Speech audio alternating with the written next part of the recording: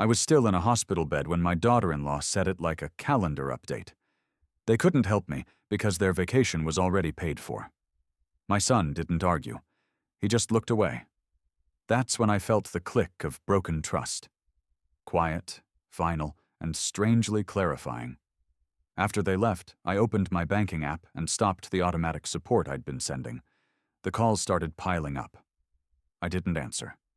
Instead, I hired professional care and put my recovery on a system that actually showed up.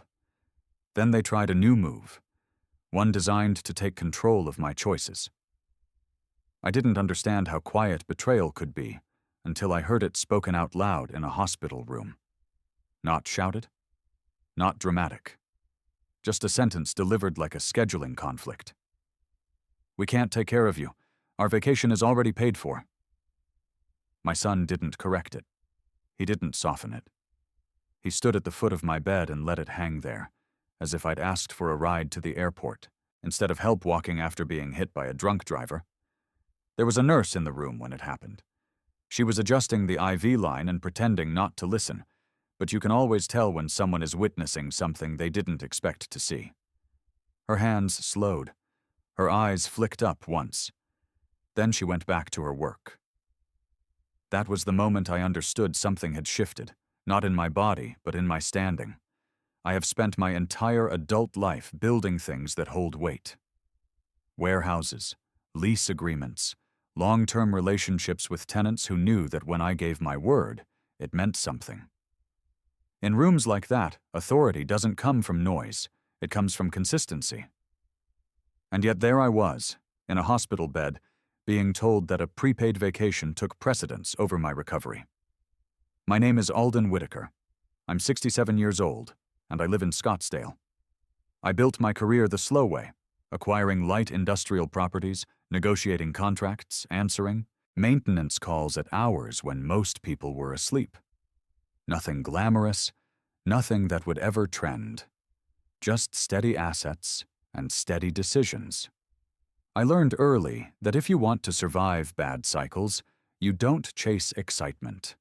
You build structure. For most of my life, I believed that structure extended to family. Nolan used to understand that world. When he was a boy, he liked walking through my properties with me. He asked why certain tenants paid more than others. He wanted to know how we decided which repairs were urgent and which could wait. He liked the idea that systems could protect you if you respected them. Somewhere along the way, he stopped asking those questions. It didn't happen overnight. It rarely does. It began after he married Elise. Elise had a way of entering a room as if she'd already assessed it. The first time she came to dinner at my place, she complimented the view, then asked what my long-term exit strategy was. Not about Nolan's plans, not about what kind of life they wanted to build together, about legacy, about portfolio structure, about what happens later. I didn't react outwardly. I've sat across from investors and competitors who probe the same way. But with them, it's business. With family, it feels different. At first, the requests were small. Help with rent, help with a vehicle, an unexpected expense that always seemed to follow a lifestyle upgrade. I told myself it was transitional, a young couple finding its footing. Then came the house. I owned a home in a desirable part of the metro area. Solid construction, no outstanding debt. Nolan and Elise said they were tired of renting. They wanted stability for Maren. They wanted roots. I transferred the title. It sounds decisive when you say it that way. In reality, it was a series of internal negotiations. I told myself this was what provision looked like. I told myself that giving your son a head start wasn't weakness. It was stewardship. Within months, the tone shifted. Owning the home came with responsibilities, insurance, property taxes, repairs that don't announce themselves politely. Instead of absorbing those realities, they treated them like an unfair surprise. That's when the monthly transfers began. I set up a fixed amount to move automatically into Nolan's account. It wasn't documented as a loan. I didn't structure it. I didn't attach conditions. I framed it as support. If I'm honest, I also framed it as relevance. It's a subtle thing, wanting to remain essential in your adult child's life. Money makes you essential. It's a dangerous shortcut. Elise left her job not long after the transfers became routine. The reasoning was presented as practical. The outcome was predictable. Expenses rose to meet the comfort level. Trips became more frequent. Furniture changed. Conversations about building something together quietly turned into assumptions about continuity. When I raised a concern, Nolan would tell me I was overthinking it. Elise would tell me I deserved to enjoy being generous. Generous. That word sounds noble until it starts replacing responsibility. Through all of it, Maren remained the exception. She would come by and sit in my garage while I worked on an old truck I'd been restoring. She liked handing me tools. She liked hearing why things had to be tightened in a specific sequence. She listened when I explained that skipping steps doesn't save time. It creates failures later. I sometimes wondered if anyone else in her household heard the same lesson. The accident wasn't dramatic in my memory. A red light, a sudden impact, the kind of event that reminds you how thin control really is. When I woke up in the hospital, my body felt like it belonged to someone else. Bruised ribs, a concussion, a leg that refused to cooperate.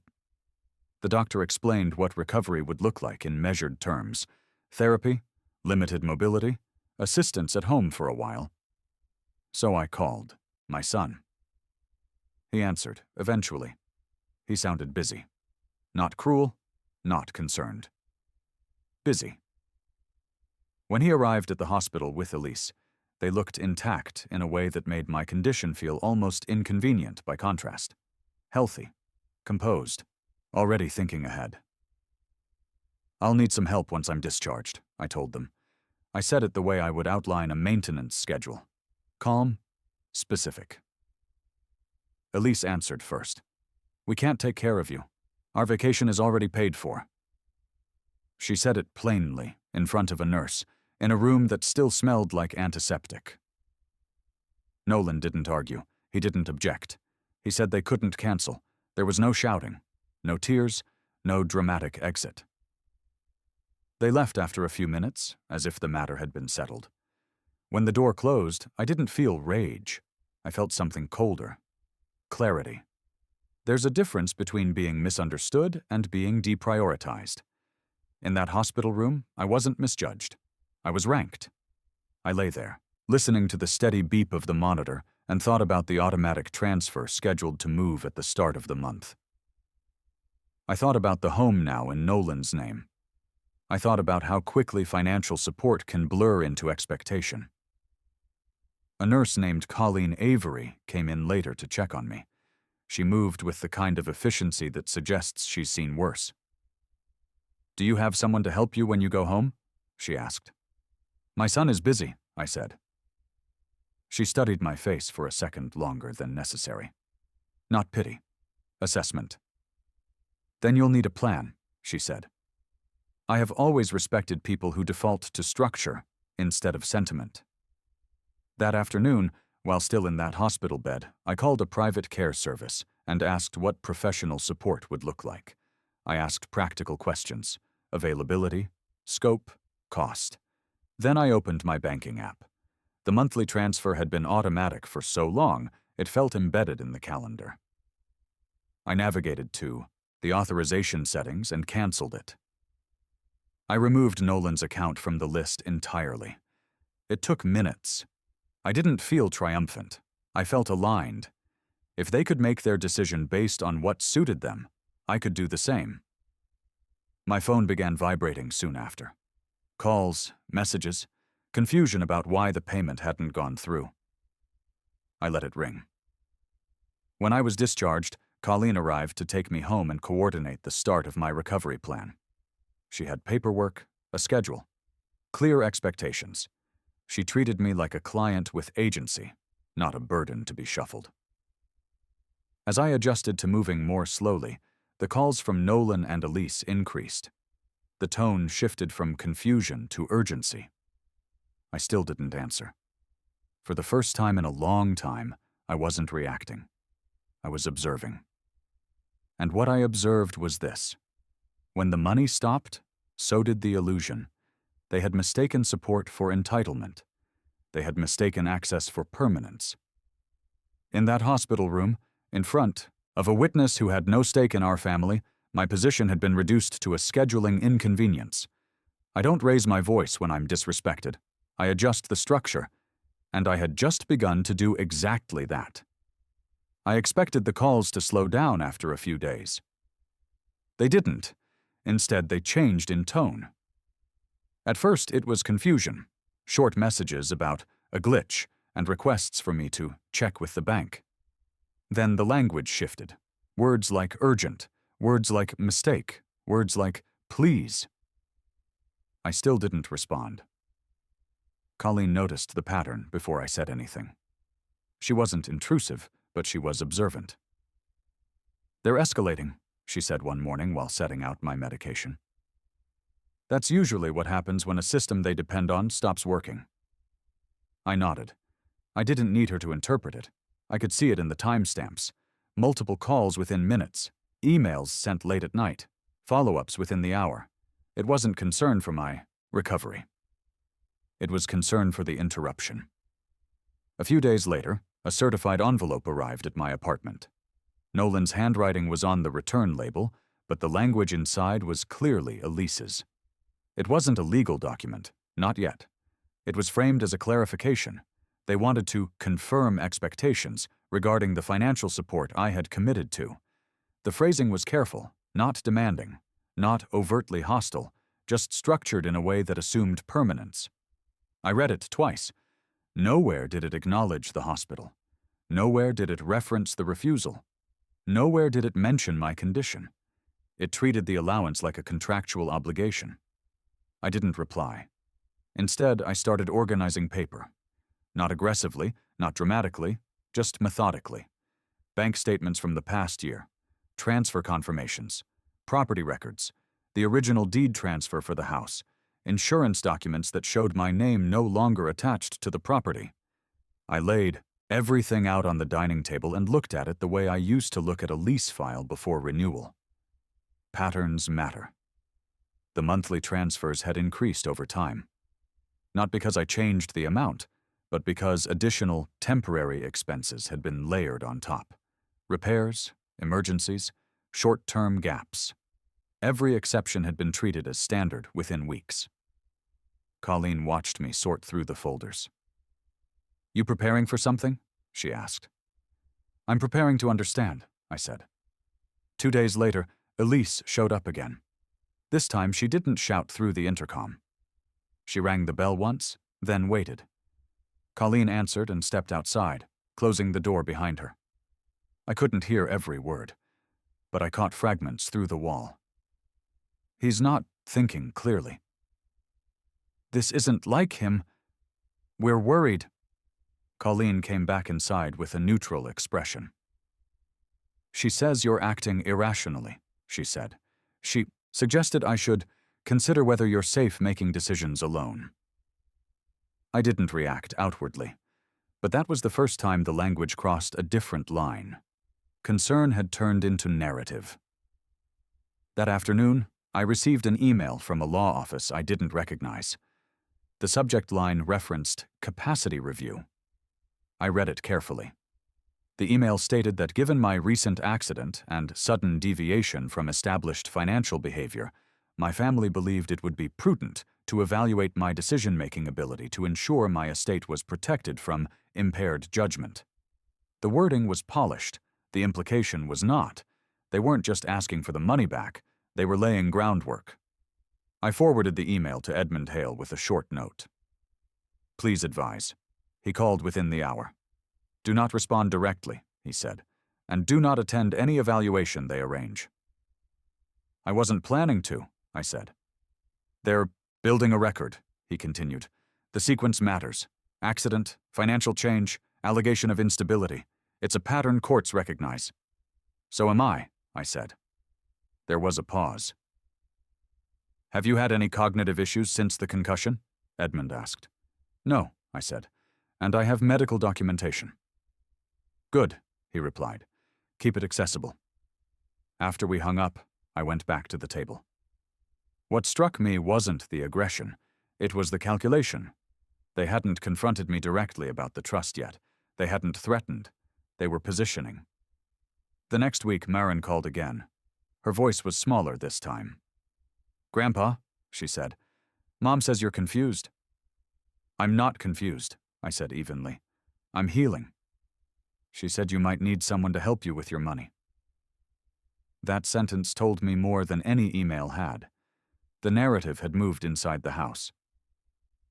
"Are you worried about me?" I asked her. "No," she said quickly.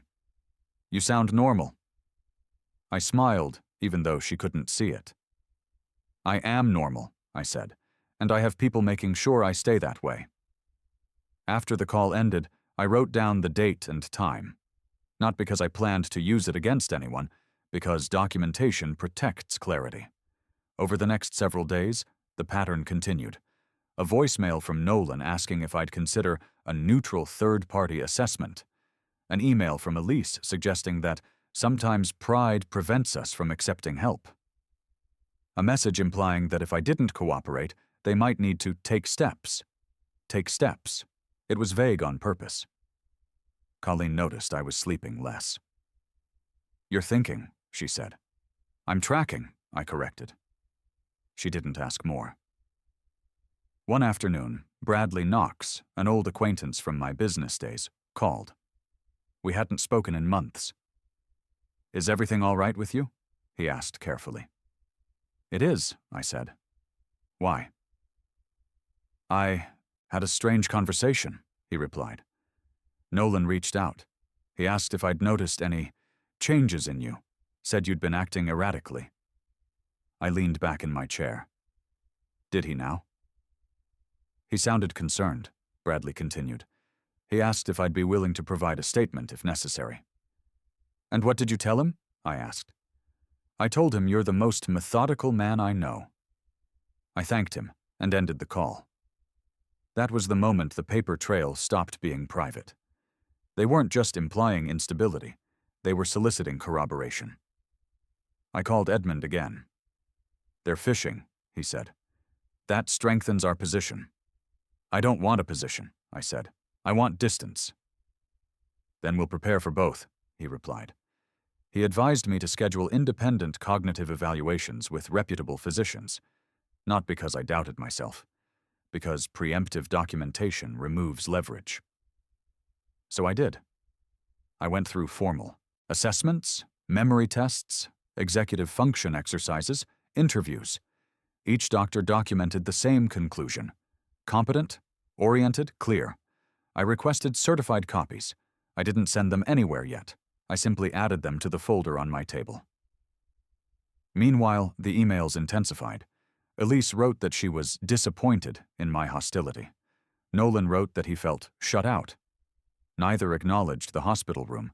Neither referenced the refusal. The narrative remained consistent. I had changed without reason. I didn't counter the narrative publicly. I continued physical therapy. I continued reviewing documents. I continued observing. Then one morning, a courier arrived with a thick envelope. Inside was a formal petition.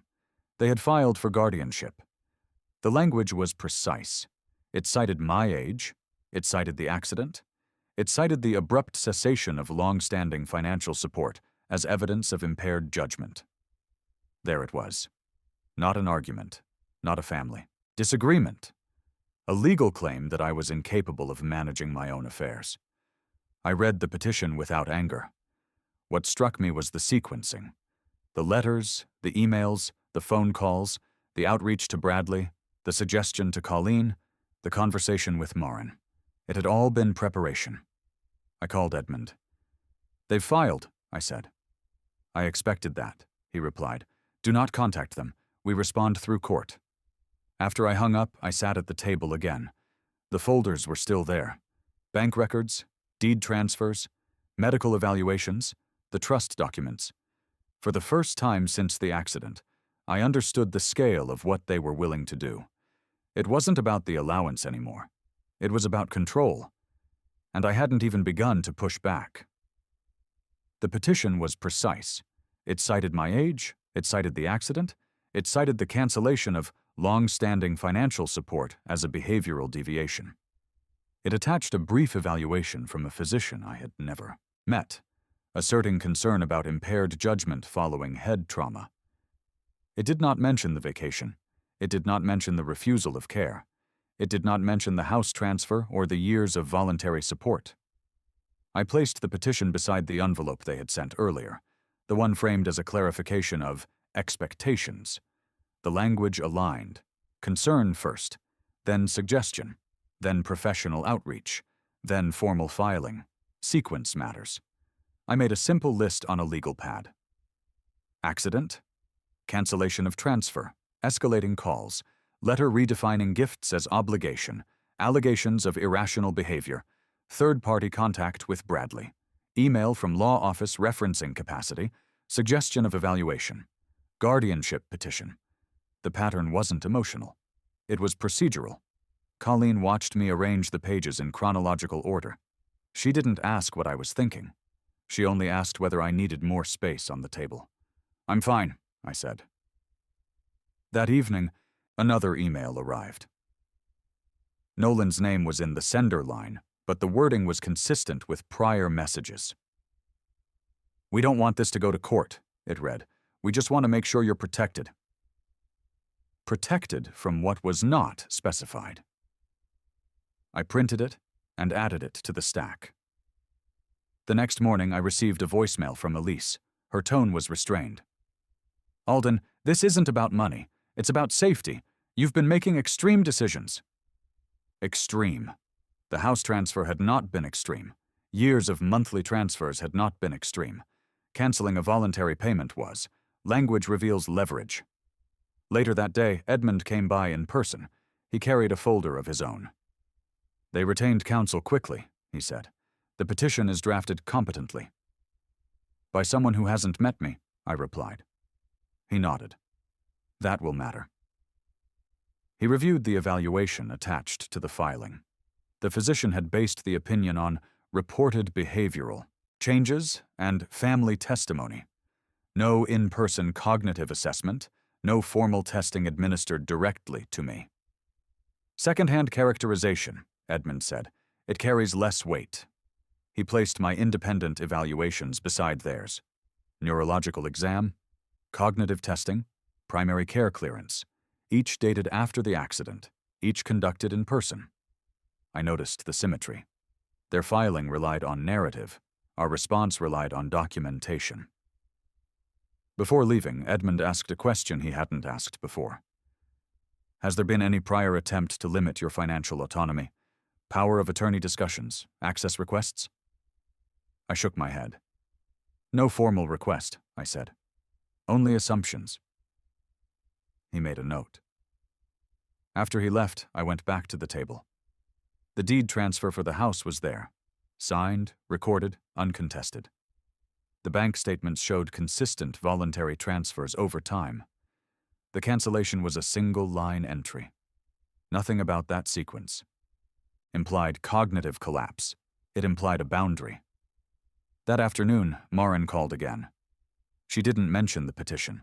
She asked about the truck in the garage. "Did you fix the steering?" she asked. "Almost," I said. "Mom says things are complicated," she added. "I imagine they are," I said. She was quiet for a moment. "Are you mad at Dad?" she asked. "I'm careful with him," I said. After the call, I wrote the date down again. Not because I intended to use it in court, because consistency matters when someone else is constructing inconsistency. 2 days later, I received notice of the hearing date. It was sooner than I expected. No dramatic lead-up, no drawn-out exchange of letters, just a calendar entry with a courtroom number. The compression of time was noticeable. Accident to petition to hearing in a narrow window. That too went on the pad. Compressed timeline. I didn't comment on it publicly. I didn't accuse anyone of strategy. I simply marked it. Bradley called once more. "Nolan reached out again," he said. "Asked if I'd reconsider providing a statement." "And?" I asked. "I declined." He hesitated. "He sounded different this time," Bradley said. "Less confident." Confidence often fades when paper replaces assumption. I thanked him and ended the call. The days before the hearing were quiet in my apartment. Physical therapy sessions, medication schedules, light work in the garage, emails from Elise alternating between concern and irritation. One message stood out. "If you proceed with this hostility," she wrote, "it will permanently damage the family." Proceed. As if the filing hadn't already done that. I printed the message and placed it in the stack. The pile on my dining table had grown into a layered record. Each sheet represented a move. Concern reframed as incapacity, voluntary gifts reframed as obligation, boundary reframed as instability. That was the pattern. On the morning of the Afifui hearing, I dressed the way I would for a meeting with a long-term tenant. Clean, conservative, unremarkable. No theatrics. In the hallway outside the courtroom, I saw Nolan and Elise speaking with their attorney. Elise held herself upright, composed. Nolan's posture was less certain. They noticed me. Elise gave a small nod. Nolan looked like he might step forward, then didn't. Inside the courtroom, the process was procedural. No raised voices, no dramatic accusations. Just filings, responses, and structured questioning. The petition outlined their position, sudden financial deviation, recent head injury, perceived behavioral change. Our response outlined mine, documented medical clearance, long-standing voluntary transfers, legal right to alter estate planning. The judge reviewed the filings with patience. At one point, she asked whether I had been personally evaluated by the physician who submitted the initial opinion. The opposing counsel acknowledged that the evaluation had been based on family reports. That acknowledgement shifted the air slightly. The judge then asked me directly whether I understood the nature of my estate documents. "I do," I said. She asked whether I had independently sought medical evaluation after the accident. "Yes," I said. Edmund handed forward copies of the reports. The hearing did not erupt. It narrowed. Nolan was asked whether he believed I was incapable of managing my own affairs. He hesitated. Elise answered first, framing it as precaution. The judge redirected the question to Nolan. He admitted that I had always managed my finances competently before the accident. There it was. No accusation. Just record. The petition relied on the idea that a single financial decision constituted evidence of decline. The documentation showed otherwise. When the judge announced that she would deny the guardianship petition, she did so evenly. She noted the absence of direct evaluation by the filing physician. She noted the presence of independent assessments. She noted that a parent altering voluntary financial support did not, in itself, demonstrate incapacity. She ordered reimbursement of my legal fees. No lecture, no spectacle, just consequence. In the hallway afterward, Elise's composure thinned. She spoke in controlled phrases about misunderstanding and overreaction. Nolan did not speak at first. I didn't respond to either of them. There was nothing to add. The pattern had completed itself. Accident, boundary, narrative, escalation, judicial review, denial, fee order. Not random, structured. As we left the courthouse, my phone vibrated with a message from Elise. "We never wanted it to go this far." I looked at the stack of papers in my briefcase. It had gone exactly as far as their sequence had taken it. Back in my apartment, I placed the court order on top of the existing pile. The table was no longer just a record of conflict. It was a record of alignment. Their moves had followed a clear trajectory. So had mine. I hadn't acted yet beyond documentation and response. I hadn't altered the trust again. I hadn't addressed Nolan privately. I hadn't made any public statement. I had only observed, recorded, and allowed the system to test their claim. The test was complete, and the result was on paper. The order from the court did more than deny the petition. It required reimbursement. That detail mattered. Within days, a formal demand for payment was issued through Edmund's office. No personal messages, no side conversations, just an invoice referencing the case number and the judge's directive.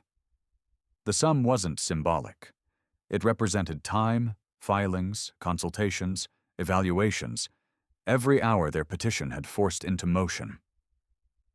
Nolan called once after the demand letter was delivered. "I saw the amount," he said quietly. "Is there any way to handle this privately?" "It is being handled privately," I replied, "through the process you initiated." There was a pause on the line.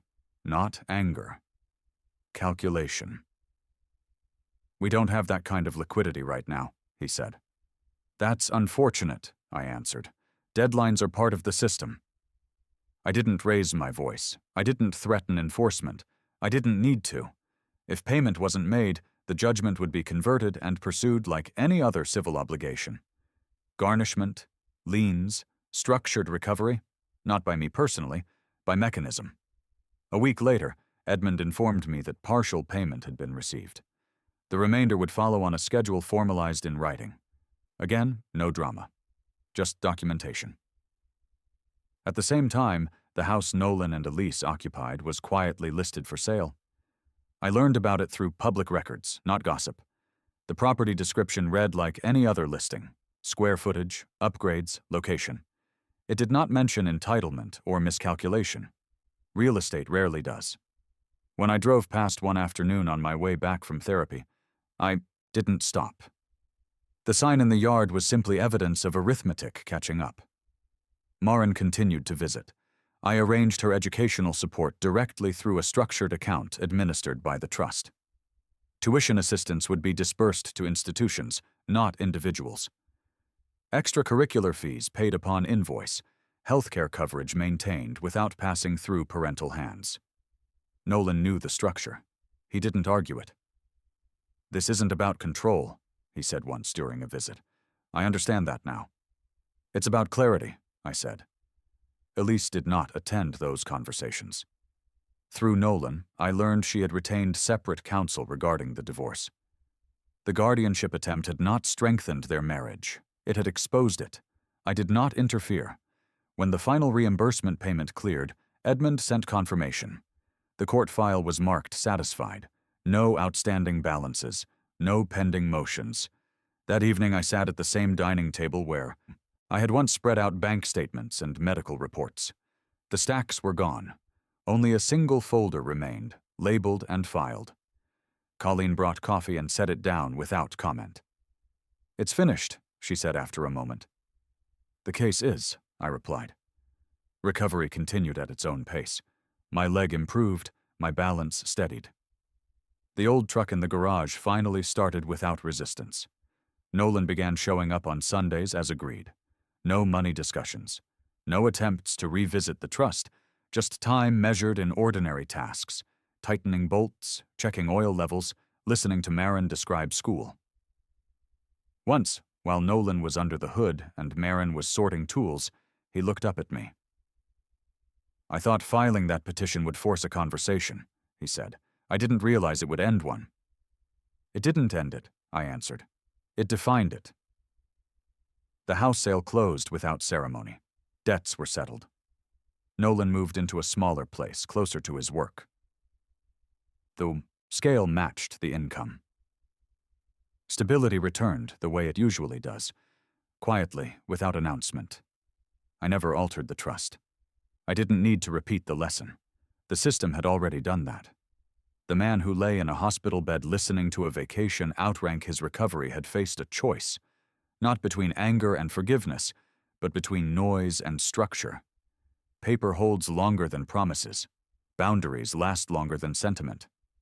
The story you just heard is a constructed situation meant to illustrate a real-life dynamic. At this stage of life, I've learned that respect isn't proven by words. It shows up in how people respond when things get inconvenient. Boundaries aren't about shutting others out. They're about knowing what you're responsible for and what you're not. Where do you think that line should be drawn in your own life?